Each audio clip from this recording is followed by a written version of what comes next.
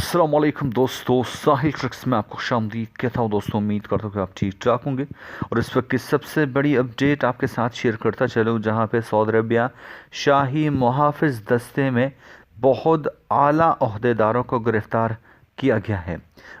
आखिर ऐसी क्या वजूहात है कि उनको गिरफ़्तार करना पड़ा, तमाम तर डिटेल्स आपके साथ शेयर करता चलूँ। बाकी कितने लोगों को गिरफ़्तार किया गया है, जो ओहदेदार है वो कौन से पोस्ट पर थे, तमाम तर डिटेल्स आपके साथ आज के वीडियो में शेयर करता चलूँ, तो वीडियो को ध्यान से एंड तक देख ले। अभी के लिए अपडेट ये है कि सऊदी अरबिया में शाही मुहाफ़िज़ दस्ते रॉयल गार्ड से वाबस्ता 3 एहलकारों और 1 अफसर को गिरफ़्तार कर लिया गया है। जो गिरफ़्तार होने वाले अफसर हैं उन पर ये इल्ज़ाम है कि उन्होंने अपने और अपने रिश्तेदारों के नाम पर बनाए गए कंपनियों को 400 मिलियन रियाल मालियत के टेंडर जो है वो जमा कराए हैं। कुल मिलाकर बात करने का मकसद ये है कि इनको करप्शन के इल्ज़ाम में गिरफ़्तार किया गया है।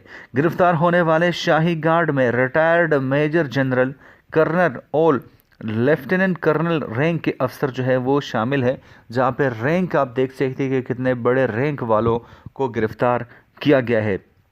जो शाही गार्ड का ये शोबा है वो ख़रीदारी और कॉन्ट्रैक्ट डिपार्टमेंट से कनेक्टेड है और उन्हीं के बताए गए नामों में, उन्हीं के निशानदेही करने पर 21 और कारोबारी शख्सियात को गिरफ़्तार किया गया है। और यहाँ पे बात ये भी है कि बहुत सारे गैर मुल्कियों को उनके साथ कनेक्शन रखने और उनके साथ मिले होने पर भी गिरफ़्तार किया गया है।